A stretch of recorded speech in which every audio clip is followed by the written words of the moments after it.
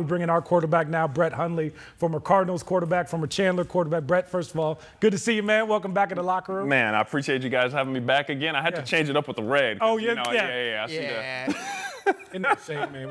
The producers have joked saying that we're going to prom. That's I'll get a corsage after the show. We'll make it happen. Brett, your reaction to the game. Listen, you and I were talking about this before we came on air. Like, it's tough to see James go down like that. Yeah. And it's a tough loss, too, as well. Yeah, this one hurt to watch, and really on the James injury. But I think the big thing, watching this game, taking it in, the offense was really slow. And this was a defensive game on both sides of the ball. And I watched Kyler coming in. You got Robert Salah as the defensive coordinator. Quarters coverage, he's a bend, don't break defense. So they're not going to give you those deep balls. So you have to take them when they're there. And I think Kyler did a great job this game. I think he took what was there. This isn't a game where you're coming in thinking, I'm going to throw 500 yards. Sure. If you get it, great. But this one, he took what was there. I think the biggest thing with this takeaway was the drops. Yeah. Dude, that one hurt. That hurt me. That hurt. That hurt me deep, and that stalls offense. The 49ers talked about it this week. Like they were going to scheme to take away Kyler, and I thought he did a great job hanging in the pocket, delivering some throws. And those drops just kill drives. Yeah, let down by the wide receivers. And I think the one that, sticks in everyone's mind is the Marvin Harrison Jr. drop. We're taking a look at it right here. What'd you see in this, Brett? Trying to catch it with his body and not his hands? Man, this hurts because the first half went by, and I'm like, man, there wasn't a deep throw. Yeah. And then we get to the third quarter here, and this is what sort of sparks an offense. You have to have plays like this, and just like we were talking versus Robert Salah. It's a perfect call, right? And he's perfect. Open. Yeah, and then when you have these plays to be made, this is the NFL. You got to make these plays. I mean, this is butt naked with a cowboy hat on, sitting there in the middle of the field. Like you can't miss that right there. Not at all. Not at all. There was more to as well, Brett, because later in this drive, the Cardinals did have chances here. 3rd and 5. I mean, Amari Mercado, it looks like he walks in if he catches that one, right? Yeah, and this one specifically really, really hurt because this is a 14-play drive that they were going on. Yeah. The offense was having a momentum, and after this play, they had to settle for a game-tying field goal instead of now going up. So plays like this, just as we saw the Marvin Harrison, the last one to give a spark, this one, you miss this. I mean, you're walking into the end zone right here.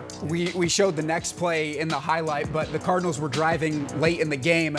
They have an opportunity here to convert another 3rd down, and Zay Jones, it's a contested catch, but it hits him right in the hands, and ultimately the Cardinals aren't able to keep the offense on the field. Yeah, contested. This is the NFL. Every pass is going to be contested. Every single pass. He comes down with it. 100%. And this is the end of the game right here. And it's they ended up losing on this, but this seals the deal. You catch this, you kneel, you go home 3-0. These are the plays that are really going to make the difference for the Cardinals going on and to finish off the season. Yeah. You have to make these plays. And it was coming off, of course, that safety that they get to put them up. And then we've talked about this for a few weeks now, 3rd week in a row, where like the offense is in position to finish games and they're not. How painful is that, Brett? Like as an offense, like you have chances to put these teams away, just not doing it. Yeah, but that's why I say I think Kyler has been doing a great job. Yeah. Sometimes all the time, especially this is 11 people on the field. You can't do it all as a quarterback. He's putting his guys in position to get them the ball, to let them make the play and seal the deal. Yeah. This is where his team really the offense has to start stepping up and finish these games to help them out. Real quick, I just want to follow up on that. You don't have a problem with anything Drew Petzing's calling offensive coordinator or anything like that? Yeah. Fans that's where they're reacting tonight. I personally, after watching this game, that first half, I didn't see a pass farther than 20 yards. Yeah. There wasn't a pass caught past 20 yards until the 4th quarter of this game. That first half, I was like, this is a real conservative play calling with the runs. This is a quarters defense too, and this is something we didn't touch on, is in this quarter defense, you have to get those safeties to bite up on the run. I mean, they're run stoppers there. We had 73 yards of rushing. So if we don't get that, you can't set up the play action. Sure. So that's what I'm saying. You have to get some. You either have to start off running the ball, which we didn't do, or you have to, start off throwing and then have some draws in there. And I feel like you have to find a rhythm as an offense. So to each his own. I think he did fine, but at the end of the day, like we got to pick our poison. On the flip side of things, yes, it was a backup quarterback. Yes, the Niners are missing some skill players, but the defense did enough to win the game today. Man, that was awesome to see. I mean, if we keep that we'll figure out the offensive side of the things. If we keep that defense how they were playing today, I mean, we'll be good for the rest of this year. And down their top 3 corners too as well. You're wondering how guys would hold their own. Ricky Pearsall had a great day, but he's a good receiver and a tough cover. I mean, to hold that offense to what it was, I mean, in check with chances to win, that's all you could ask for. Brett, it's now a short week. You've done it many times in your career. How do you flip the page? I mean, this is a tough loss, but now you have to go play in 4 days, and you got to be ready to roll against a Seahawks team that we're going to show you here in a bit.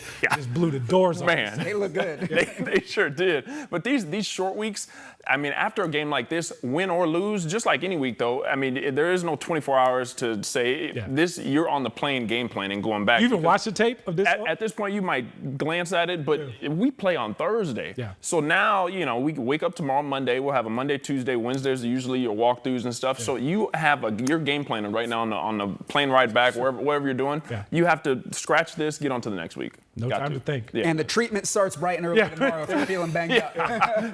Brett Hundley, former Cardinals quarterback here in studio. Brett, stick around. We're going to go through your play of the game Absolutely. here in just a moment.